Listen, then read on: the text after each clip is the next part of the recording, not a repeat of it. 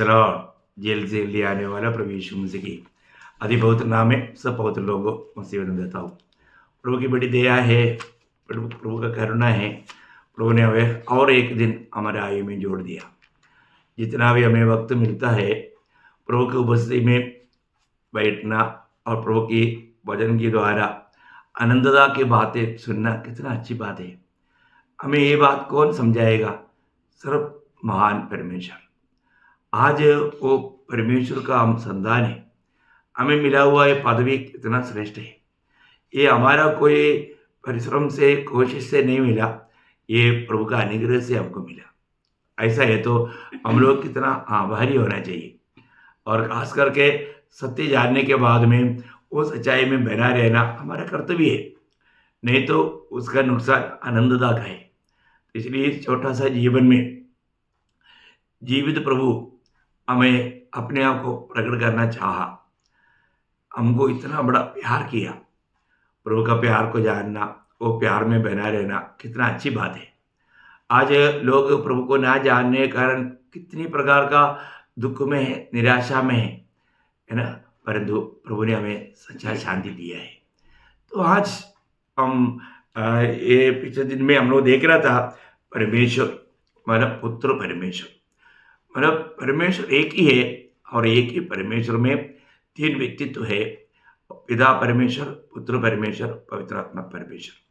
तो उसमें बहुत लोगों को पिता परमेश्वर के बारे में कोई इतना संदेह नहीं, लेकिन पुत्र का बारे में कई बार लोग सोचता है कि पुत्र पिता से कुछ छोटा है मतलब उसमें या पुत्र परमेश्वर नहीं है, ऐसे ऐसे सोचने वाला बहुत लोगों का बीच में हम लोग रहता है। ये बात जब भी हम समाचार सुनाने के लिए जाता है तो बहुत लोगों का कहने से हमको मालूम पड़ता, इसलिए उनको भी समझाने के लिए आना चाहिए कि प्रभु यीशु मसीह सच्चा जीवित परमेश्वर है। तो ये बात का सही ज्ञान प्रभु के लोगों में होना चाहिए। तो इसलिए आज त्रिएक परमेश्वर का सच्चा ज्ञान रखने वाले लोग बहुत कम है ना।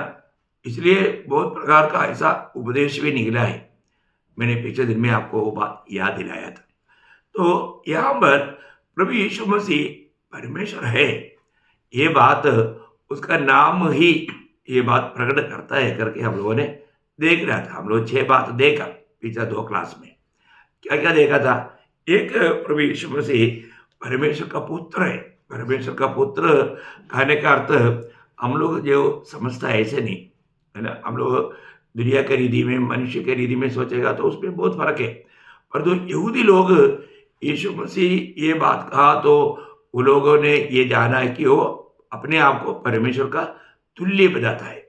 ये बात है, परमेश्वर का पुत्र कहने का अर्थ वो परमेश्वर है, ये बात है। तो बहुत बार वो मानो हम लोग कहने वाला शब्दों का शैली देशों में, भाषाओं में फर्क रहता। यहूदी लोग ये बात को जल्दी समझ लेता था। और दूसरा हमने देखा कि यीशु मसीह एक लौटा पुत्र है, एक लौटा पुत्र, मतलब इसके अलावा एक पुत्र है ही नहीं, एक लौटा है। तो बहुत बड़ी बात है। तो वो बात भी यीशु मसीह ही मानव परमेश्वर है, परमेश्वर का तुल्य है, ये बात को बताता है। और तीसरा हमने देखा था यीशु मसीह आदि और अंत और जीवित है। आदि और अंत और जीवित है, इसका मतलब क्या है कि मानो सारे संसार का परमाधिकारी परमेश्वर है, वो बात को दिखाता। सारे संसार का परमाधिकारी परमेश्वर है, वो बात को दिखाता। फिर हमने 4वां ये देखा था यीशु मसीह अल्फा एंड ओमेगा है। अल्फा एंड ओमेगा ये ग्रीक अक्षरमाला में, अक्षर में पहला और आखिरी शब्द है। उसका मतलब अर्थ क्या है कि यीशु मसीह सर्वशक्तिमान परमेश्वर है। ये बात को मानुषिक शब्दों में अंगीकार करने वाला एक प्रयोग है, ये मतलब पहला और आखिरी शब्द।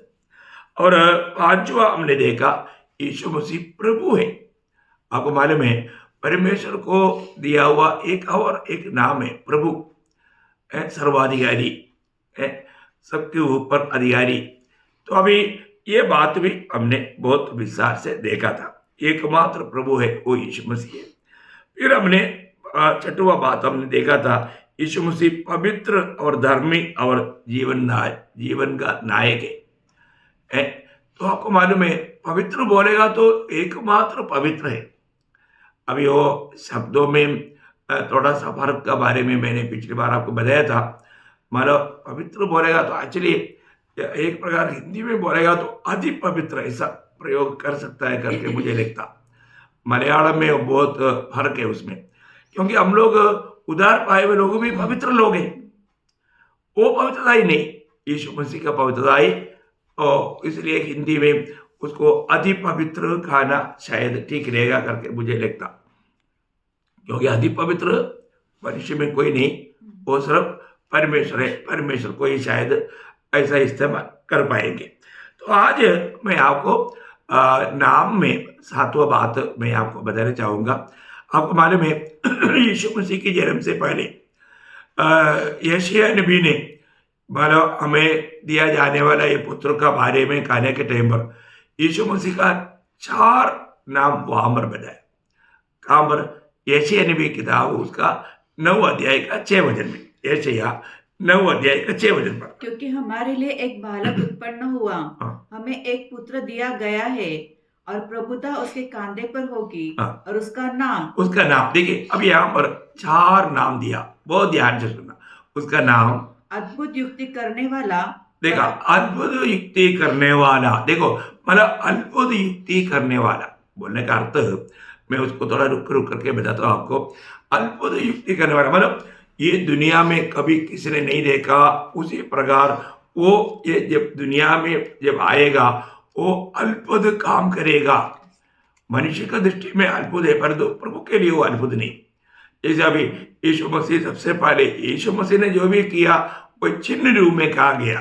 जब माना यूहन्ना 2 अध्याय का काना का शादी में, वहां पर उसका 11 वचन में बोलता है वो एक चिन्ह का रूप में दिखाया, है ना। यीशु ने गलील के काना में अपना यह पहला चिन्ह दिखाकर देखा, उन्होंने वो चिन्ह दिखाया।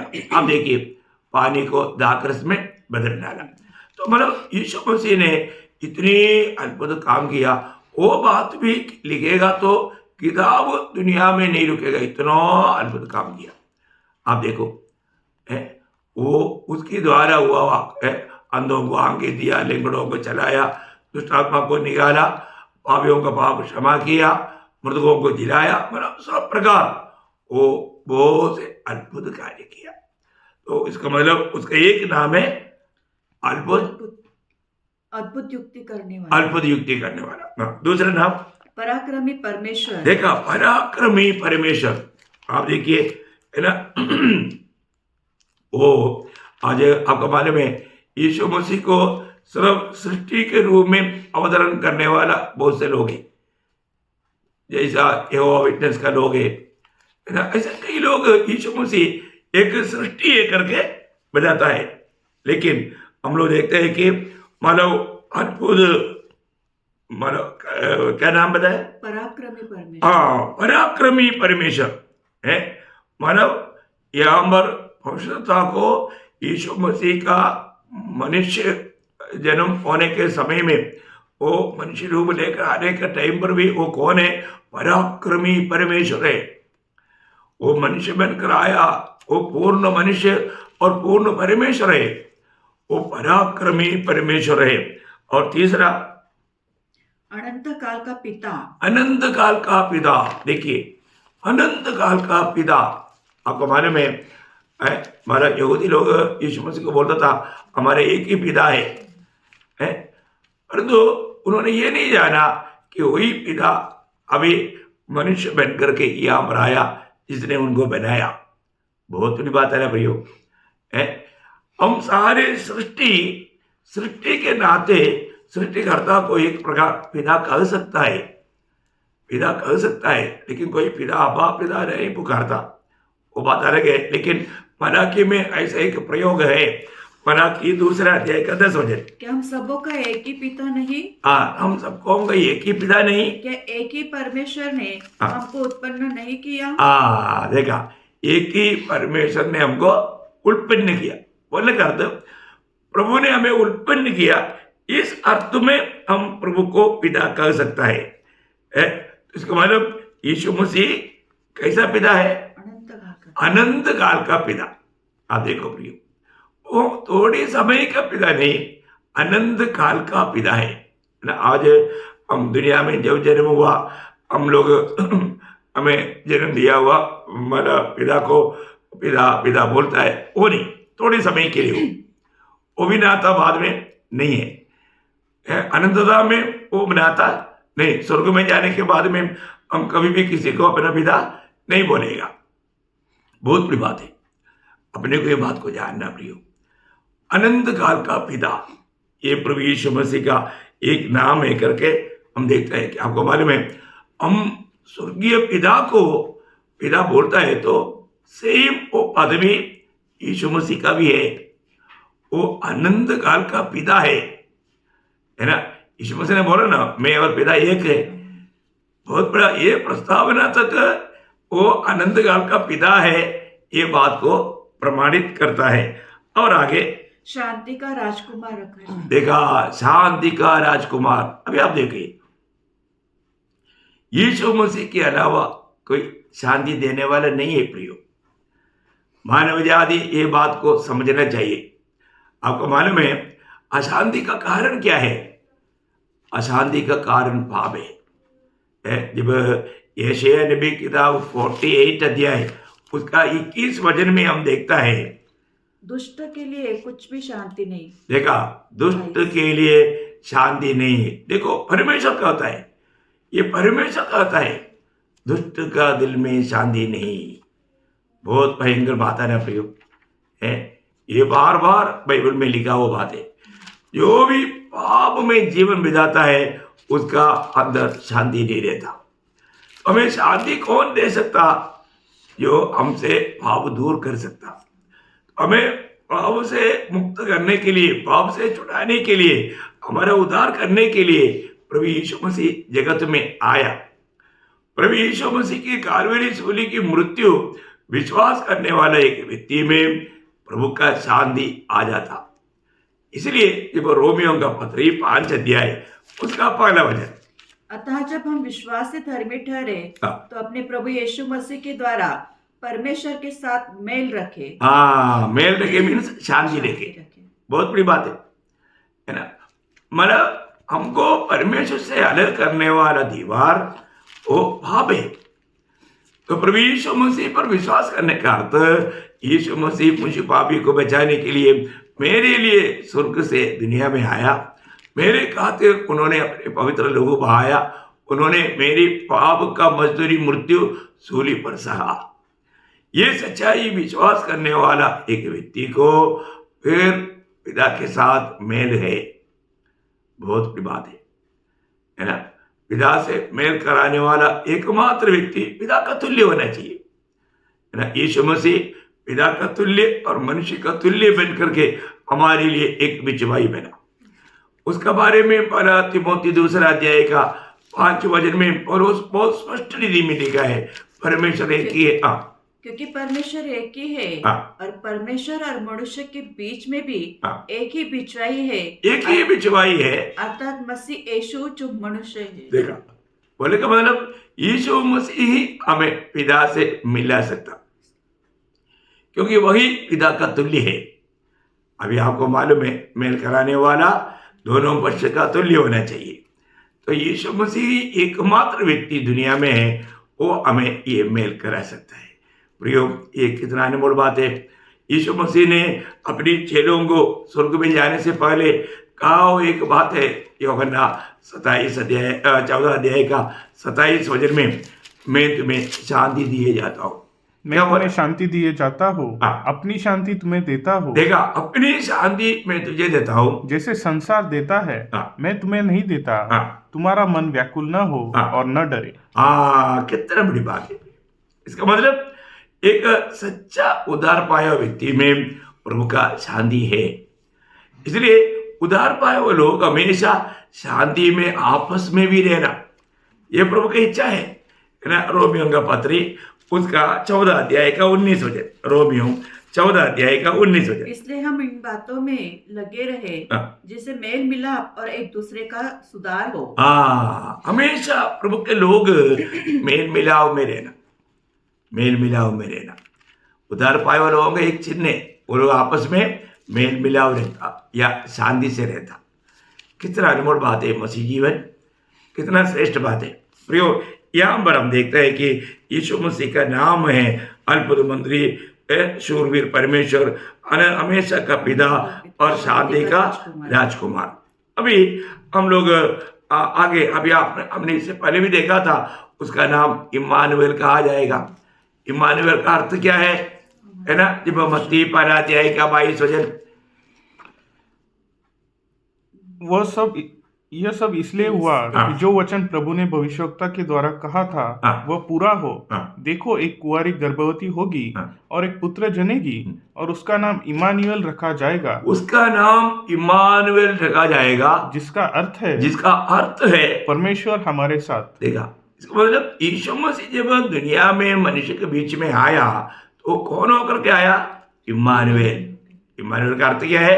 परमेश्वर मनुष्य के साथ है, परमेश्वर। इसका मतलब ये वो भी बात ये क्लियर करता है कि यीशु मसीह परमेश्वर है।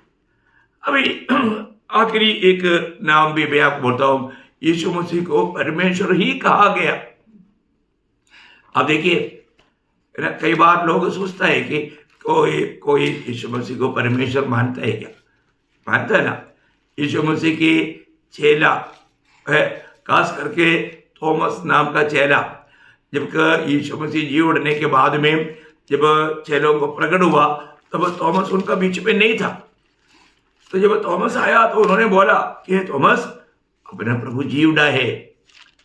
तब थॉमस ने क्या बोला मालूम है?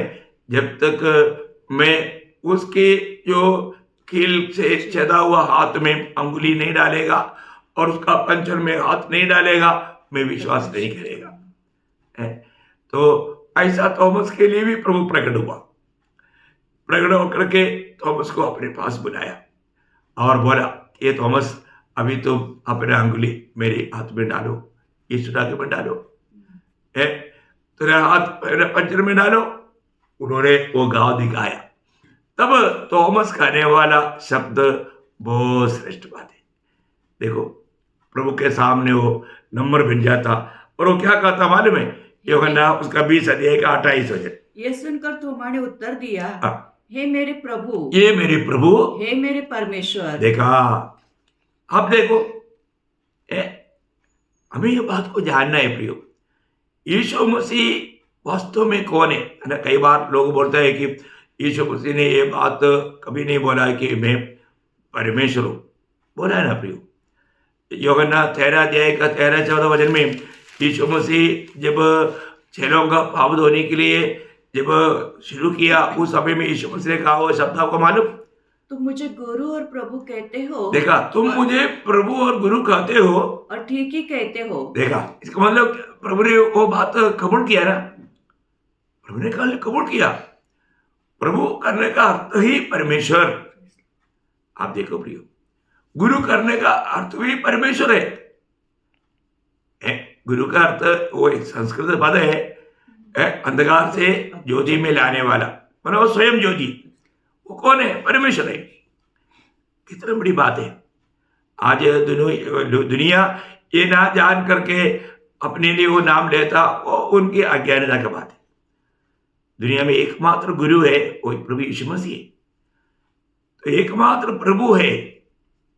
तो इसके बारे में मानो यूहन्ना, प्रभु का चेला यूहन्ना, यीशु मसीह के बारे में कहने के टाइम पर अपना पत्र में 1 यूहन्ना 5 अध्याय उसका 20 वचन में वो कहता है, हम यह भी जानते हैं कि परमेश्वर का पुत्र आ गया है। परमेश्वर का पुत्र आ गया है और उसने हमें समझ दी है कि देखा, उसने हमको, देखो ये भी बहुत बड़ी बात है प्रियो, क्योंकि परमेश्वर का समझ प्रभु यीशु मसीह अगर ना देते हुए हम नहीं जानना था।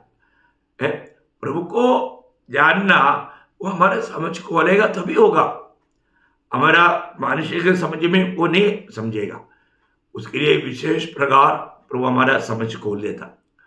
है ना। आपको मालूम है पवित्र शास्त्र को समझने के लिए चेलों का बुद्धि खोला करके, मतलब लूका ये नहीं छोड़ना, लूका 24 का 45 में लिखा है, 45 में 24 और 45 में लिखा है। तब उसने पवित्र शास्त्र बुझने के लिए, देखा, पवित्र शास्त्र को बुझने के लिए या समझने के लिए उनकी समझ खोल दी। क्या का प्रयोग, उनका समझ खोल दिया। देखो हमारा ये जो बुद्धि में है ना, एक एक भाग प्रभु खोलेगा तभी हमको समझेगा। अभी भी बहुत बात बंद है। अभी जब हम रूपांतरों पे उड़ा लिया जाएगा ना, उस समय में प्रभु पूरा खोल देगा। तब हमको किसी के बारे में कुछ भी पूछने की जरूरत नहीं, अपने आप समझ में आएगा। इतना बड़ा एक प्रभु ने दिमाग हमको दिया हुआ है, तो हम अभी हमारा दिमाग सही प्रकार काम नहीं करता। वचन को भी समझने के लिए, है ना, प्रभु ने चेलों का बुद्धि खोला, नहीं तो उनको नहीं उसको समझता है। प्रभु ये बात को खोलना है। प्रभु आंख नहीं खोलेगा, हम प्रभु को देख नहीं सकता। हम सोचेगा मैं अपने आंखों से देखेगा, नहीं देख सकता। प्रभु आंख खोलेगा। आपको एमोस की ओर चलने वाला चेलों का अनुभव मालूम, प्रभु उनके साथ चला परंतु उनका आंख को नहीं पहचाना। परंतु प्रभु जब रोटी आंसू रख तोड़ कर दिया, तब प्रभु ने उनका आंख खोला, तब उनको न जाना। ये बहुत गंभीर बात है। अब इसी प्रकार यहाँ पर यूहन्ना बोलता है, प्रभु ने हमें समझ दी। क्या समझ दिया? परमेश्वर का ज्ञान पाने का, और वो परमेश्वर कौन है करके ऊपर वो स्पष्ट करता। आगे बढ़िए। हमें समझ दी है कि हम उस सच्चे को पहचाने। देखा, वो सच्चे बोलेगा तो परमेश्वर सच्चा, सत्य, सत्य का मतलब नाम बदलने वाला, वो परमेश्वर को ही बोलता। प्रियो, हम लोग जो भी देखता है ये कोई सत्य नहीं, सब मिटने वाला है, माया है। इसलिए सत्य एक ही है। यीशु मसीह ने बार बार कहा हुआ शब्द आपको याद है, मानव सत्य, मार्ग और जीवन मैं ही हूं। देखा, अब ये बात प्रभु ने कहा है तो वहां पर भी ये स्पष्ट है जो सर्वशक्तिमान परमेश्वर है। कितना बड़ी बात है प्रियो, कितना बड़ी बात है। अभी यहां पर यूहन्ना बहुत सरल रूप में बोलता है, उन्होंने हमें समझ दी गया, हम उस प्रभु को जाने। आगे, और हम उसमें जो सत्य है अर्थात उसके पुत्र यीशु मसीह में रहते हैं। देखा, जो सत्य है हम उस प्रभु यीशु मसीह में रहता है, हम यीशु मसीह में रहता है, वो सत्य है। और आगे, सच्चा परमेश्वर और अनंत जीवन यही है। देखा, वो सच्चा परमेश्वर है। प्रियो, ये कितना अनमोल बात है ना। मानव जब प्रकाशित वाक्य में स्वयं परमेश्वर पतमस टापू में यूहन्ना को प्रकट होने के टाइम पर बोलने वाले शब्द, प्रकाशित वाक्य 1 अध्याय का 8 वचन, प्रभु परमेश्वर जो है और जो था और जो आने वाला है, जो सर्वशक्तिमान है, यह कहता है। देखा, वो सर्वशक्तिमान होकर के वहां पर प्रकट होकर के बात करता। देखा, वो सर्वशक्तिमान परमेश्वर है। अभी पिता परमेश्वर पुत्र परमेश्वर को क्या कहता है मालूम? इब्रानियों का पत्र 1 अध्याय उसका 8 वचन, परंतु पुत्र के विषय में कहता है। देखा, पुत्र से अभी पिता कह रहा है, हे परमेश्वर। देखा, हे परमेश्वर, तेरा सिंहासन युगानुयुग रहेगा। देखा, हे परमेश्वर करके पिता पुत्र को बोलता। अब देखिए, अगर पुत्र परमेश्वर नहीं है तो पिता ऐसा बोलेगा? कभी नहीं, है ना। तो और इस महान प्रभु के बारे में पौलुस अपनी मिला हुआ प्रकाश में तीतुस उसका 2 अध्याय के 12 वचन में क्या कहा था? तीतुस 2:12, वो महान परमेश्वर, उसका आखिरी भाग में होगा 2:12। और उस धन्य आशा की अर्थात अपने महान परमेश्वर उतना में अंडरलाइन कर करेगा, महान परमेश्वर है। यहां पर पौलुस कहता है वो महान परमेश्वर है ना। वही बात मतलब पौलुस रोमियो का पत्र है उसका 9 अध्याय का 5 वचन में मतलब एक प्रयोग है, सबके ऊपर परम परमेश्वर। बस सबके ऊपर परम परमेश्वर, उतना में अंडरलाइन कर करेगा, क्योंकि ये विषय में जब बताएगा उतना ही भाग पढ़ना काफी है। देखिए, यहाँ पर सबके ऊपर परमेश्वर है, सबके ऊपर परम परमेश्वर, आप देखो प्रियो, बिना संदेह अभी अभी अपन प्रेषित लोगों का कहना मानना जरूरी बात है ना। यीशु मसीह ने स्वयं भी कलम में अब पिता एक है, आप देखिए प्रभु का खुद का कहा हुआ बात भी हमें कितना अच्छी तरह मानना चाहिए। तो मैं और एक बात, माने यीशु मसीह परमेश्वर है तो परमेश्वर तुम्हें कम से कम ये 4 गुण होना चाहिए। क्या क्या है? वो सर्वशक्तिमान होना चाहिए, वो सर्वज्ञानी होना चाहिए, सर्वव्यापी होना चाहिए और हमेशा एक सा होना चाहिए। ये 4 गुण परमेश्वर करके कबूल करने के लिए चाहिए। उसमें से आज मैं एक बात, क्योंकि सब बात बोलने के लिए टाइम ज्यादा हो जाएगा, एक बात मैं आपको कम शब्दों में बोलेंगे। वो सर्वशक्तिमान परमेश्वर है। तो हमारे यीशु मसीह जब वो दुनिया में था, मैं आपको बोला वो पूर्ण परमेश्वर और पूर्ण मनुष्य था। तो वो मानो उसको वो सर्वशक्तिमान था, वो सर्वशक्तिमान है। वो बात का सबूत है, उसको रोगियों पर अधिकार था या बीमारियों पर अधिकार था, रोग पर अधिकार था, है ना। लूका 4 अध्याय उसका 39 वचन पढ़ना, लूका 4 का 39। उसने उसके निकट खड़े होकर जर को डांटा और जर उतर गया और वो तुरंत उठकर उनकी सेवा टहल करने लगी। देखिए यहाँ पर ये पत्रोस का मानव पत्नी का माँ, उसको क्या बोलता है? सास का बारे में है, आपको मालूम है ना। वो घर में गया, वो बहुत भयंकर बीमारी अवस्था में था। प्रभु यीशु ने डांटा, वो दूर हो गया, तुरंत उड़ करके प्रभु का सेवा किया, है ना। तो इसका मतलब रोगों पर प्रभु को पूर्ण अधिकार था। इसी प्रकार दुष्ट आत्माओं पर प्रभु को पूर्ण अधिकार है। वो मत्ती के सुसमाचार 8 अध्याय उसका 16 वचन पढ़ना, मत्ती उसका 8 अध्याय का 16 वचन। जब संध्या हुई तब वे उसके पास बहुत से लोगों को ले आए जिसमें दुष्ट आत्मा थी।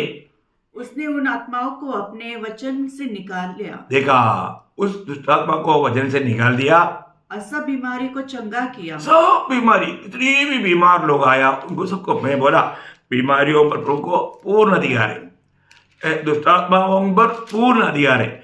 इतना ही नहीं, प्रकृति के ऊपर, प्रकृति बोला तो आंधी तूफान हवा वाला सागर, इन सब के ऊपर प्रभु को अधिकार है। उसका मत्ती 8 अध्याय का 26-27 पढ़ना। उसने उनसे कहा, हे अल्प विश्वासियों, क्यों डरते हो? तब उसने उठकर आंधी और पानी को डांटा और सब शांत हो गया। और वे अचंबा करके कहने लगे, ये कैसा मनुष्य है कि आंधी और पानी भी उसकी आज्ञा मानते हैं। देखा, प्रकृति के ऊपर है प्रभु को अधिकार है। ये सब कंट्रोल करने वाला प्रभु है प्रियो। कितना अद्भुत बात है। यीशु मसीह समुद्र के ऊपर चला, आंधी तूफान को शांत किया। ये सब क्या बता था? इस प्रकृति के ऊपर प्रभु को अधिकार है। फिर यीशु मसीह ने खुद बोला था कि मृत्यु पर उसको अधिकार है ना। यूहन्ना 5 अध्याय का 25 वचन में यीशु मसीह प्रचार में ये बात को कहा था, मैं तुमसे सच कहता हूँ, मैं तुमसे सच कहता हूँ, वह समय आता है और अब है जिसमें मृतक परमेश्वर के पुत्र का शब्द सुनेंगे और जो सुनेंगे वे जिएंगे। देखिए, ये भविष्य में होने वाला एक बात है, लेकिन जीवन में भी प्रभु ने वो काम किया। भविष्य में जब यीशु मसीह जब बादलों में आएंगे, तब पुनरुत्थान का बात हमने इससे पहले भी आपको बताया, आपको याद होगा। मानव पवित्र लोग मंडली उड़ा लिया जाएगा गुप्त आगमन में। इसके बाद में फिर प्रभु प्रकट आगमन में बाकी लोगों का मानव पुनरुत्थान होगा। वो अब है प्रभु का लोग आकर के 1000 साल प्रभु के साथ राज करेंगे, और उसका बीच में आने से पहले प्रभु का लोग उड़ा ले जाने के बाद 7 साल महाक्लेश रहेंगे। ये 1007 साल के बाद में सारे लोग उड़ा लिया जाएगा या उन लोगों का भी पुनरुत्थान होगा। ये बात आपको मालूम। तो मैं यहाँ पर ये बात बताना चाहता हूँ, जब ये बात को स्पष्ट करने के लिए यीशु मसीह दुनिया में जब जीते 3 लोगों को जिलाया हुआ बात लिखा, और भी लोगों को जिलाया, लेकिन 3 बात लिखा है। उसमें पहला बात हम देखते हैं कि वो नयन की विधवा का बेटा है ना। जब लूका 7 अध्याय उसका 14-15 बजे। तब उसने उसके पास जाकर उसके अर्थी को छुआ और उठाने वाले ठहर गए। तब उसने कहा, हे जवान, मैं तुझसे कहता हूँ, उठ। तब वो मुर्दा उठ बैठा और बोलने लगा। देखा, उठ बैठा, अभी कब्र करने के लिए लेकर जा रहा था, परंतु वो एक मतलब उसका विधवा का एक ही बेटा था, प्रभु ने उसको जिलाया है। और दूसरा हम देखते हैं लूका 8 अध्याय 54-55 में याइरोस का बेटी को प्रभु ने जिलाया, परंतु उसने उसका हाथ पकड़ा और पुकार कर कहा, हे लड़की उठ। तब उसके प्राण लौट आए और वह तुरंत उठ बैठी। देखा, अभी यहाँ पर हम देखते हैं कि घर में, याइरोस का घर में मरा हुआ उस 12 साल का लड़की को प्रभु ने माला जिलाया। और तीसरा हम देखते हैं लाजर का, है ना, यूहन्ना का सुसमाचार 11 अध्याय उसका 43-44 वचनों में यह कहकर उसने बड़े शब्द से पुकारा, हे लाजर, निकल आ। जो मर गया था वो कफन से हाथ पांव बांधे हुए निकल आया और उसका मुंह अंगोले से लिपटा हुआ था। देखो, यीशु मसीह ने वहां पर खड़ा होकर के लाजर को पुकारा, आकर लाजर का नाम लेकर नहीं पुकारने से मैं विश्वास करता हूँ उस समय तक जो मरे हुए कब्र में थे वो सब जी उठ कराता था, लेकिन नाम लेकर पुकारा, लाजर बाहर आ जाओ, तो लाजर बाहर आया। तो बहुत बड़ी बात है ना प्रियो। तो उसको मानव मृत्यु के ऊपर अधिकार है, बोलेगा तो वो सर्वाधिकारी है करके एक एक अलग अलग बातों से प्रभु ने प्रकट किया, है ना। इसलिए एफिसियों का पत्री में ऐसे लिखा है, एफिसियों का पत्री 1 अध्याय उसका 20 से 22 हो जाए। एफिसियों 1 अध्याय 20 से 22, जो उसने मसीह में किया कि उसको मरे हुए में से जिलाकर स्वर्गीय स्थानों में अपनी दाहिनी ओर सब प्रकार की प्रधानता और अधिकार और सामर्थ और प्रभुता के और हर एक नाम के ऊपर जो न केवल इस लोक में पर आने वाले लोक में भी लिया जाएगा बैठाया। देखो, मतलब वो सबके ऊपर अधिकार है करके यहाँ पर हम देखते हैं, मतलब वो सर्वाधिकारी परमेश्वर है ना। और आज वो कहाँ पर बैठा आपको मालूम, इब्रानियों 1 अध्याय का 3रा वचन भी हम पढ़ेंगे। इब्रानियों 1 अध्याय का 3रा वचन, वह उसकी महिमा का प्रकाश और उसके तत्व की छाप है और सब वस्तुओं को अपनी सामर्थ के वचन से संभालता है। देखा प्रियो, यीशु मसीह सर्वाधिकारी है क्योंकि अपने सामर्थ्य के वचन से सबको संभालता है। बहुत बड़ी बात है ना, बहुत बड़ी बात है। इसका मतलब परमेश्वर, यीशु मसीह परमेश्वर है, उसके एक गुण है, वो सर्वाधिकारी है। तो मैं यहाँ पर आज रुकना चाहूँगा प्रियो। अनेक पवित्र लोग ये बात को जानना, हमने जिस पर विश्वास किया या प्रभु का अनुग्रह से हमें जो स्वर्गीय ज्ञान मिला वो सच्चे ज्ञान है और हम सच्चाई में हैं। इसलिए उस प्रभु में विश्वास करके अगर अभी तक मुझे सुनने वालों में किसी का अगर उद्धार नहीं हुआ, प्रियो मैं आपसे नम्र विनती करता हूँ, यही एक सच्चा जीवित प्रभु है। प्रभु यीशु पर विश्वास करने वालों को उद्धार है, पाप क्षमा है, अनंत जीवन है। तो आप भी इसको पाना, उद्धार पाकर प्रभु का आगमन की बाट जोड़ने के लिए ये संदेश के द्वारा मैं आपको भी आमंत्रण देकर ये संदेश आज यहाँ पर समाप्त करना चाहूँगा। प्रभु सबको बहुत आशीष दे, प्रभु को महिमा मिले। आमीन।